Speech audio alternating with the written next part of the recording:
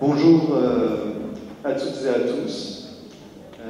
Je me présente, Sylvain Chabal, je suis sympathisant Quaker depuis maintenant 2 ans.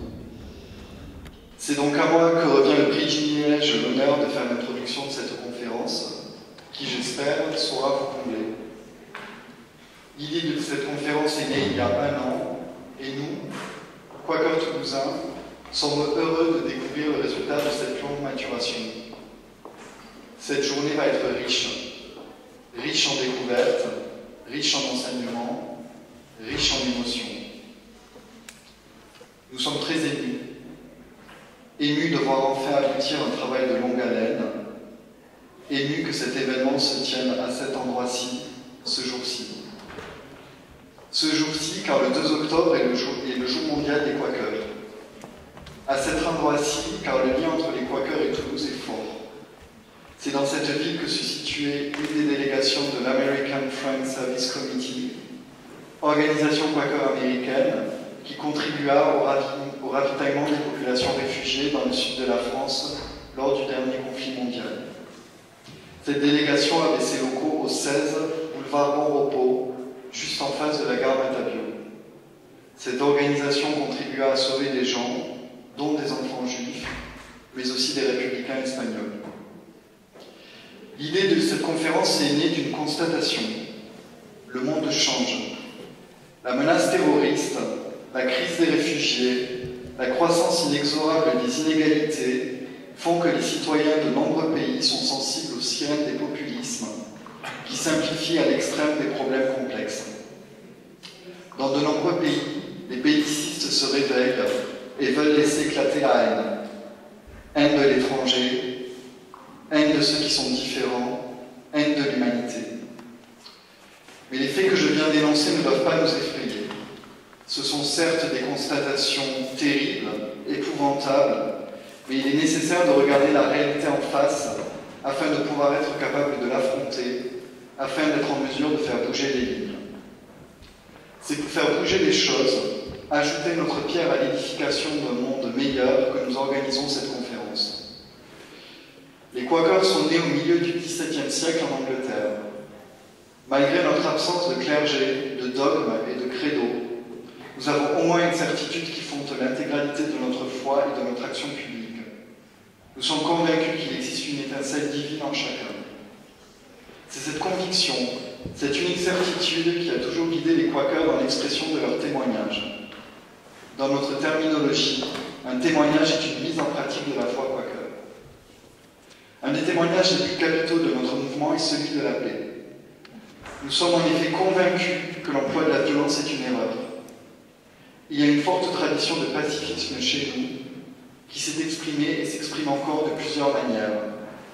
Traité de paix entre les colons américains et les Indiens à l'initiative du Quaker William Penn, fondateur de la Pennsylvanie, objection de conscience, aide aux populations démunies pendant les 2 guerres mondiales, sauvetage d'enfants juifs par le transfert du sud de la France vers les États-Unis.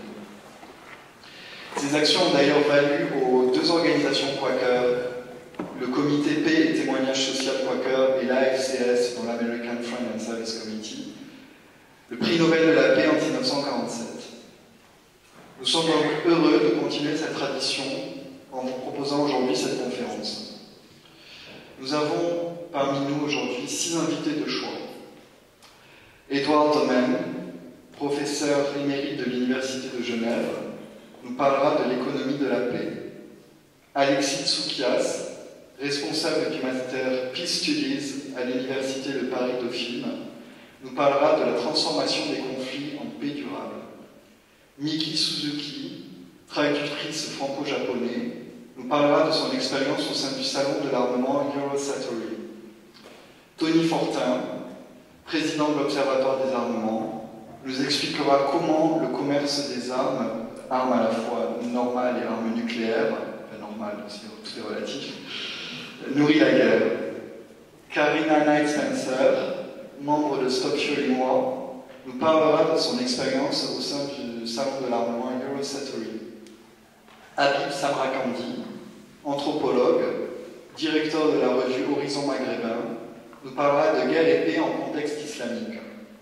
Sila El-Warfi, artisante de la paix, 3 fois nominée pour le prix Nobel de la paix, nous parlera de la construction de la paix. Hervé Hoth, formateur en approche constructive des conflits, nous expliquera comment transformer les sources de peur et d'exclusion en énergie de communauté et de coopération. Chaque intervention durera 20 minutes avec 10 minutes de questions. Pour midi, des tartes salées et des gâteaux seront proposés dans la cafétéria. L'ambiance musicale, donc pour le moment, ce matin à la guitare, a été assurée par le talentueux Didier Renouvin, et cet après-midi sera assurée par la talentueuse Barbara Danowski au piano. Comme vous avez pu le constater en arrivant, des bénévoles associatifs sont venus ici pour nous présenter leurs activités. Nous les remercions d'avoir répondu à notre invitation. Vous trouverez dans le foyer les stands des associations suivantes: l'ACAT, l'Action des chrétiens contre la torture, Amnesty International, CCFD Terre Solidaire 31, Comité catholique contre la faim et pour le développement, le Centre de ressources sur la non-violence, Solidarity Union, le Mouvement de la paix, Stop Fury Noir, le journal Réforme, dont des exemplaires sont disponibles à titre gracieux sur le stand juste devant la porte de cette salle, et le stand des Quakers toulousains. N'oubliez pas qu'aujourd'hui, de 14h à 16h, aura lieu, pendant 2 heures, un atelier proposé par Programme d'alternative à la violence, qui parlera de la gestion de conflits, de la résolution de conflits potentiellement violents. Aussi, nous avons la présence de Zouer Fartahi qui filmera la conférence qui sera après disponible sur YouTube. Au nom des Quakers toulousains, je remercie les intervenants d'avoir accepté de participer à cette journée. Je remercie aussi l'Église protestante unie de France de nous accueillir dans ses locaux. Et enfin, je vous remercie tous pour votre présence. Je remercie aussi tout particulièrement Chris Misselbrook, sans qui cette conférence n'aurait jamais eu lieu. Et maintenant, je déclare la conférence Déclarons la paix ouverte.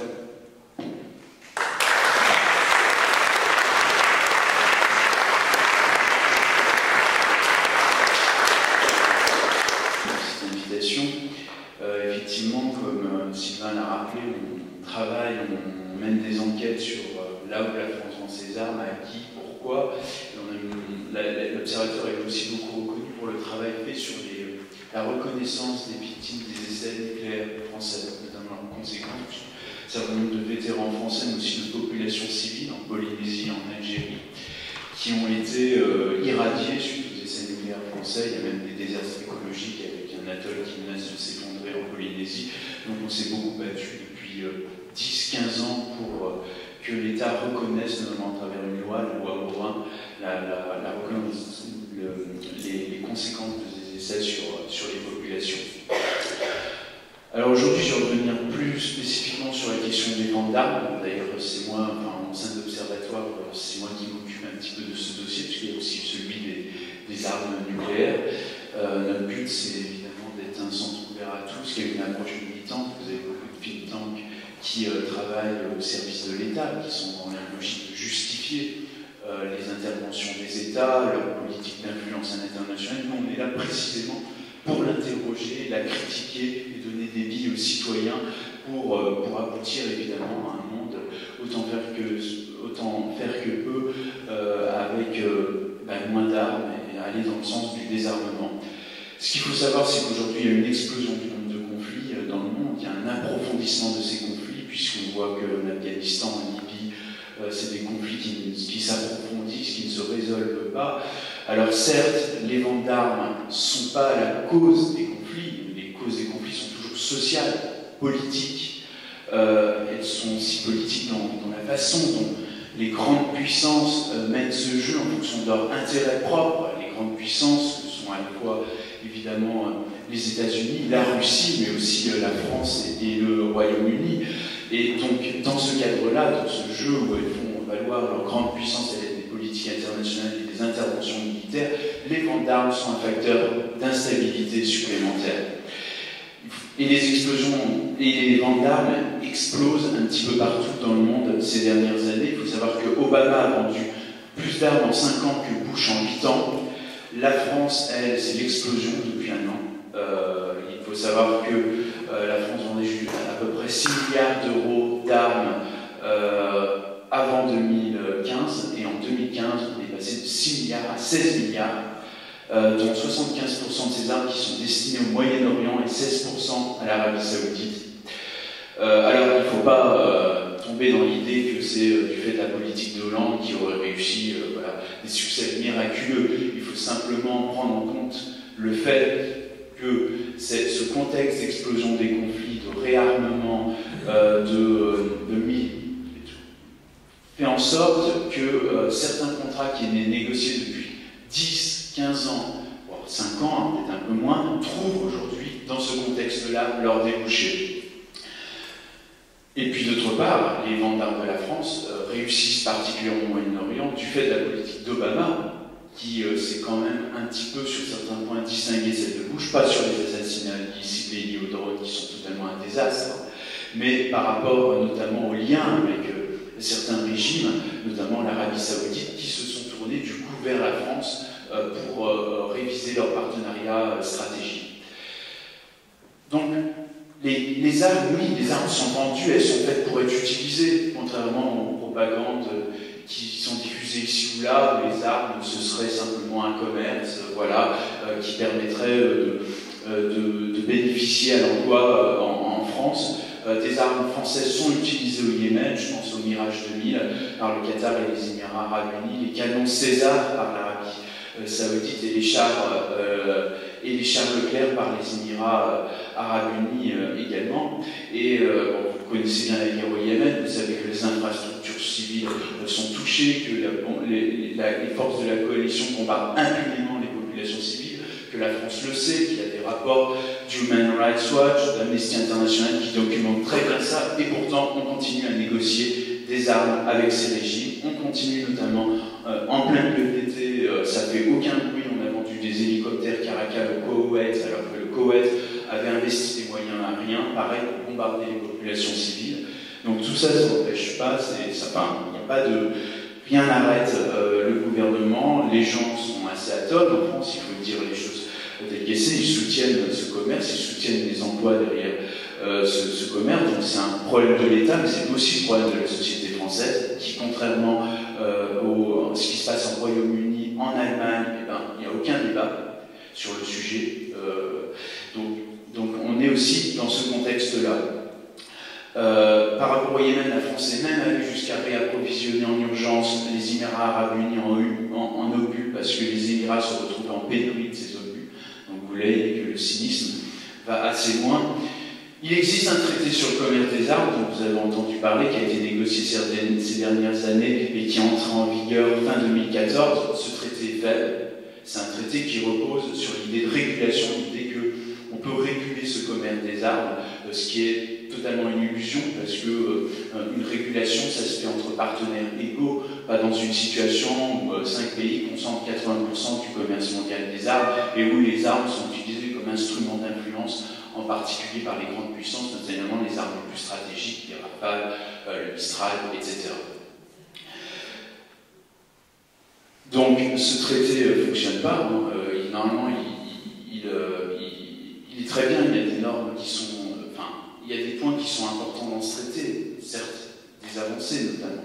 Il est certain qu'il y a des interdictions brutes, où on dit qu'il y a une interdiction de vendre des armes à des pays qui commettent des violations du droit international humanitaire. Le problème, c'est que l'absence d'autorité internationale de sanctions empêche tout pouvoir contraignant sur les États. Donc ça, c'est quand même un petit peu... c'est quand même un petit peu le problème. Et d'autre part, ça n'a pas du tout empêché ce traité que la France continue à livrer des armes, effectivement, à l'Arabie Saoudite et aux autres forces de la coalition, depuis que cette guerre au Yémen, en tout cas à partir de l'intervention de l'Arabie Saoudite, puisque c'est un effet plus large, c'est une conséquence plus large sur la guerre au Yémen du printemps arabe de 2011, mais en tout cas, les violations du droit international documenté n'ont pas arrêté la France, et il y a eu une conférence de révision de ce traité où effectivement la question du Yémen a été abordée et les grandes puissances sont restées muettes, n'ont pas souhaité, alors qu'il y avait des sessions sur le respect, sur l'application de ce traité. Aucun État n'a osé aborder la question du Yémen, qui a été évidemment amenée que par les ONG. De même, pendant la guerre du Yémen, vous savez, les armes qui ont été livrées, il y a effectivement les Rafales qui ont été livrés à l'Égypte en 2015, le navire Mistral à l'Égypte en 2015, payé par l'Arabie Saoudite, alors même que l'Égypte avait envoyé, était partie prenante du blocus maritime, parce qu'il y a le problème de l'aide humanitaire. 80% de la population yéménite est sous perfusion humanitaire aujourd'hui, et l'Égypte est partie prenante dans le blocus de l'aide humanitaire, blocus maritime. On a vendu aussi, on a livré 24 chasseurs Rafale au Qatar, et puis évidemment, comme j'ai dit, des camions César équipés d'un système d'artillerie à l'Arabie Saoudite et 20 radars de défense Thales. Alors pourquoi la France vend des armes? Pourquoi elle continue? Pourquoi c'est aussi stratégique pour elle? Il faut savoir que c'est certains commerces, mais ça reste un instrument de politique étrangère. La France se perçoit comme une puissance moyenne qui doit influer sur la marche du monde, et dans ce cadre-là, les ventes d'armes constituent un levier d'influence considérable pour peser sur des puissances qui ont un rôle géostratégique important, comme l'Égypte et l'Arabie Saoudite. Donc il ne faut pas, dans ce cas-là, s'étonner que les normes internationales sont appliquées à géométrie variable dans ce cadre-là. On a été beaucoup mobilisé depuis fin 2014 avec Amnesty International Survie pour que la France applique la loi, respecte les embargos édictés par l'Union européenne et l'Arabie Saoudite. Il faut savoir que la France paye des consultants qui travaillent sur les questions des armes pour faire la leçon aux pays africains sur le respect de ces embargos-là, et n'est pas infichu de les appliquer, puisqu'il faut savoir que c'est la moitié des 24 embargos décidés par l'ONU sont violés par la France.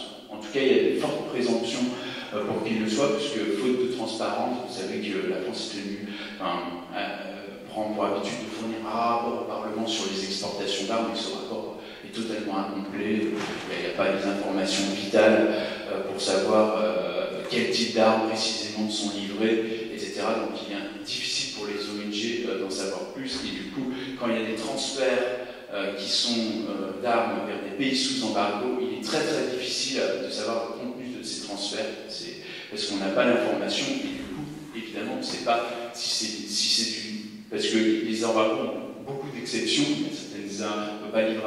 on peut parfois livrer à certains partis et pas à d'autres, parfois on peut livrer certains types d'armes, etc. Et du coup, sans savoir le type d'arme qui est livré et surtout à qui, c'est difficile de savoir si les embargos sont respectés. Il en reste vraiment que la moitié, il y a des livraisons d'armes par la moitié de ces pays sous embargo. D'autre part, des sociétés françaises ont été épinglées par l'ONU pour des violations de l'embargo, notamment la société Ahmad Défense et le groupe MAR, de multiples violations d'embargo sur la Côte d'Ivoire entre 2011 et 2012, et ces sociétés étaient évidemment présentes à Eurosatory cette année. Il faut savoir, la France aussi a livré des armes en juin 2015 aux combattants kurdes, alors que c'est interdit par l'embargo sur l'Irak. Et de part, elle a livré évidemment des blindés légers Renault à l'Égypte en pleine répression en 2013 et 2014 avec le régime de Sisi, qui réprime dans le sang ses opposants politiques, alors qu'il y avait un embargo européen, certes non contraignant, mais qui portait sur du matériel de répression interne. La loi, alors c'est possible d'avancer même sur des sujets comme ça. On a tendance à désespérer, on a tendance à éviter de mettre les mains dans le cambouis, mais si on suit les sujets, bon voilà, sur les essais nucléaires, on a réussi à avoir une loi qui indemnise faiblement, mais qui pose le nucléaire dans le débat public et qui a permis la reconnaissance par l'État français des conséquences des essais. C'est pareil sur la loi embargo, avec le lobbying qu'on a mené avec Survie à Amnesty International France. La loi, finalement, qui est en attente depuis 10 ans à l'Assemblée nationale pour vote a finalement été voté et a été renforcé par les députés, notamment de la gauche du Parti socialiste, mais aussi écologistes. On s'est beaucoup battu pour l'étendre, pour qu'elle puisse permettre de poursuivre notamment les trafiquants d'armes qui sont basés à l'étranger, pour que cette loi permette à la justice d'être compétente pour des faits commis à l'étranger. Ça, c'était assez compliqué. De même, il y a un député pour Yamin Chahi qui a inclus dans cette loi la possibilité d'une commission parlementaire de contrôle du respect de ces embargos.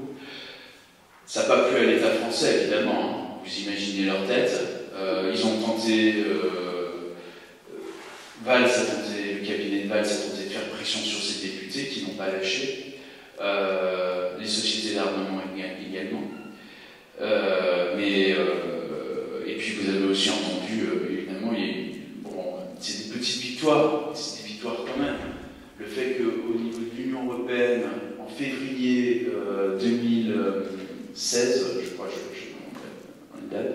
en février 2016, un embargo a été voté par le Parlement européen sur l'Arabie Saoudite en raison de la situation au Yémen. Ça a provoqué quand même un mini-séisme au Parlement européen.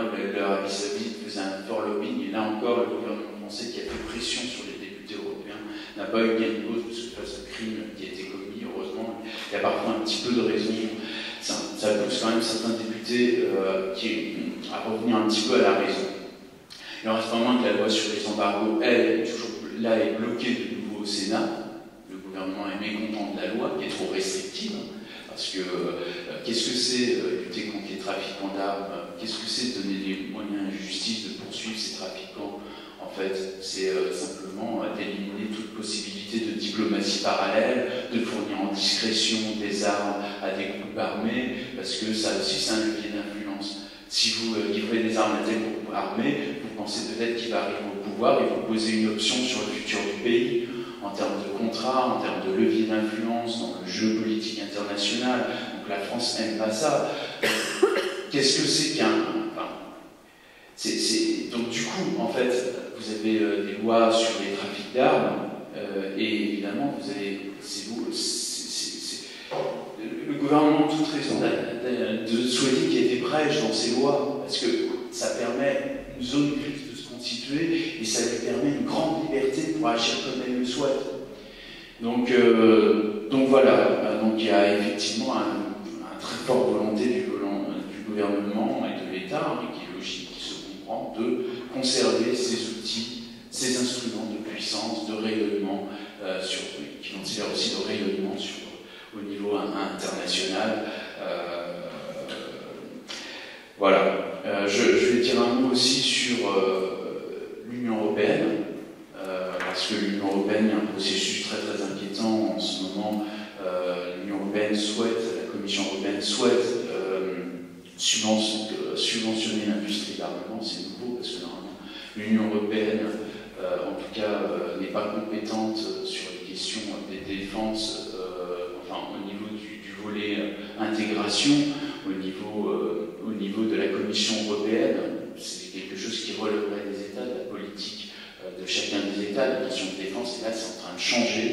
La Commission européenne, en plus, aidée avec le soutien d'autres pays, notamment la France, veut commencer à subventionner l'industrie militaire. Donc l'industrie militaire qui bénéficie à la fois des fonds publics nationaux, bénéficie aussi de l'argent de l'Union européenne sur le volet Horizon 2020, sur le volet sécuritaire de Horizon 2020, qui est un programme de recherche de l'Union européenne, bénéficiera en plus de aides publiques supplémentaires. On parle de jusqu'à 3 milliards d'euros.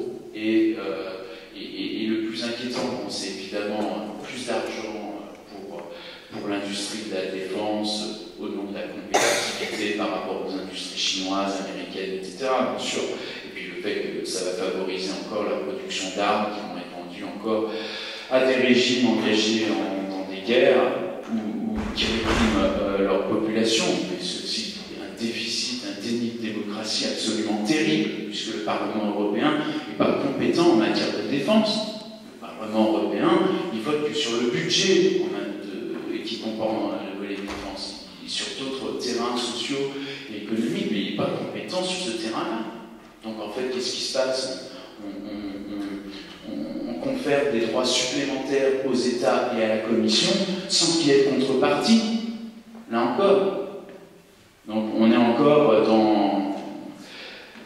dans un arbitraire à marche forcée où, là encore, une sorte de complexe militaro-industriel impose ses vues. Il faut savoir aussi qu'en 2009, l'Union européenne a libéralisé le commerce des armes au sein de l'Union européenne. C'est moi qui ai appuyé sur qui a libéralisé les échanges au sein de l'Union européenne pour faciliter vous savez que pour fabriquer du matériel militaire, les composants viennent un peu partout dans tous les pays. Alors s'il faut, pour les industriels, demander l'autorisation de chez quoi leur pays pour livrer tel ou tel composant, c'est compliqué pour eux. Donc ils ont mis en place une forme de marché commun européen où on peut livrer des armes un peu partout en Europe. Et donc c'est en quelque sorte de libre marché en Europe pour tout ce qui concerne les armes. Le seul souci, c'est que les industriels veulent aller plus loin. Et les industriels français poussent maintenant pour qu'il n'y ait pas de différence entre ce qui se passe au sein de l'Union européenne et les transferts vers l'extérieur de l'Union européenne. En gros, c'est le free market. On vendrait des armes comme on vend des bananes. Alors bien sûr, des bananes ou du pétrole. Alors bien sûr, je pense que sur certains types de matériel, il y a toujours les intérêts stratégiques qui prédominent. Voilà, on fait des recherches en fonction des intérêts politiques. L'argent reste pour produire des armes, on a besoin, en tout cas les gros matériels ou les technologies, il faut quand même de l'argent public, certes, mais on s'oriente quand même vers une autonomie encore plus importante des industriels et plus de pouvoir pour les gouvernements et vers ce qui pourrait devenir une libéralisation. Là encore, ça conforte ce processus-là de libéralisation du commerce des armes qui est quand même plus qu'inquiétant. Donc voilà, là où je voulais en venir. Alors bien sûr, je pense qu'on peut agir. On a vu qu'il y a eu des petits progrès sur la loi sur les embargos, sur le Yémen. Là, on est justement dans le cadre de l'European Network Against Arms Trade, où effectivement le groupe des Quakers à Bruxelles qui est mobilisé sur le sujet aussi, avec nous. On continue ce plaidoyer-là. On est des militants un petit peu partout en Europe qui appelons les députés européens, qui tentons de faire pression. Il faut être réaliste, les progrès seront qu'à la marge, mais il faut aussi, c'est important aussi pour susciter le débat. Il faut arriver à un moment donné à créer ce débat-là, en tout cas essayer. Et je pense que vous aussi, en tant que citoyen, vous avez une part active, d'une part il y a une pétition par rapport à la recherche militaire de l'Union européenne, vous pouvez déjà signer. Et puis d'autre part, vous pouvez aussi vous impliquer. Je pense qu'on manque vraiment de force. S'il y a 4 ou 5, je ne vais pas dire clampins, mais 4 ou 5 militants, on arrive parfois en France, non mais c'est ça la réalité, on arrive parfois à faire bouger quelque chose. Je pense qu'il y a beaucoup plus, on obtiendrait davantage de résultats, j'en suis absolument convaincu. Voilà, je suis à l'écoute de vos questions.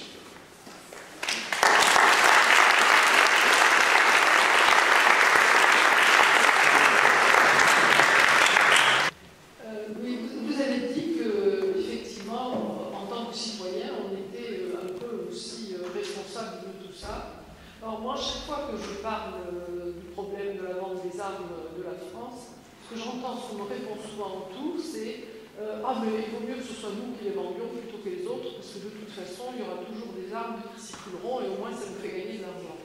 Donc ma question, c'est quand même que je doute fort que ça nous fasse tant gagner d'argent tout ça.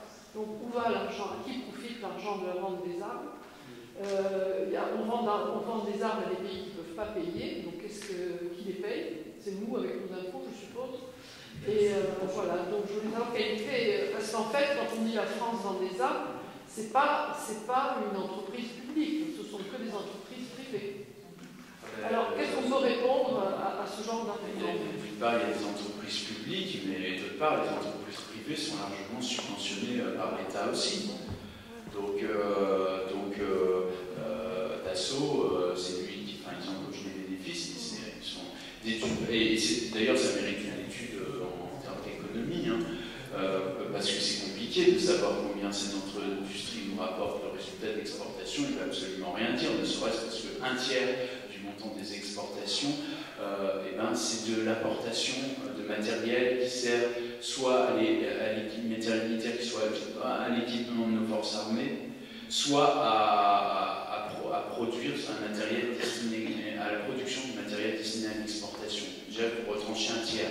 D'autre part, il y a plein de moyens investis par l'État. Il y a des subventions à l'industrie d'armement, mais il y a aussi toute la logistique militaire qui est mise en place pour faire la promotion de ce matériel. Il faille dépêcher des militaires pour faire la démonstration du matériel, etc. Donc évidemment que cette industrie-là nous est coûteuse et que d'autre part, dans ces pays-là, en Égypte, etc., au Koweït également, l'argent qui est dépensé pour l'acquisition d'armement, c'est autant d'argent qui n'existe pas pour les besoins vitaux des populations. Après, sur le fond de votre remarque, sur l'idée que les autres vont à notre place, en fait, c'est philosophique presque. C'est-à-dire qu'à un moment donné, il faut que les gens se positionnent aussi vis-à-vis. Les grands experts stratégiques, en fait, partagent les opinions communes du quid-am, c'est-à-dire qu'eux aussi se disent le monde est condamné à être la jungle, les États, en fait, sont condamnés à être en compétition les uns avec les autres, en utilisant la fameuse théorie des relations internationales, mais qui, au fond, est aussi une justification quasi biologique que la compétition est la forme immanente de vie sociale, qu'on ne peut pas y déroger, etc. Alors que d'une part, ça nie la complexité de la formation des opinions publiques. Les opinions publiques, elles sont plurielles. Comment se fait-il qu'il y ait des députés de la gauche du PS ou écologistes qui ont soutenu ce projet de loi, que ce projet de loi a été voté du PS jusqu'à l'UDI? C'est bien qu'à un moment donné, ça peut bouger et qu'on fait encore l'histoire, nous aussi. Donc, c'est pareil par rapport à ce qui s'est passé à l'Union européenne, par rapport au Yémen. Donc, l'opinion publique, elle est mouvante, elle se construit aussi. C'est encore l'idée que l'histoire est faite, qu'on ne peut pas agir sur la réalité. Non, mais voilà, donc, soit on décide que c'est la loi de la jungle, et que tout le monde se complaît là-dedans, mais est-ce que c'est rentable à long terme? Qu'est-ce qui se passe là? Il y a un approfondissement de la guerre au Yémen, 80% de la population est sous préflusion humanitaire. Qu'est-ce qui va se passer dans quelques mois? On va avoir de nouveaux afflux de réfugiés qui déstabilisent l'Europe, parce qu'il n'y a pas de réponse politique commune apportée à ça. Est-ce qu'on peut même profiter économiquement de cette déstabilisation? Ça reste une grande question avec la montée des extrêmes droites. Est-ce que vos voisins accepteraient de voir Marine Le Pen au pouvoir? Peut-être. Peut-être. C'est une bonne question.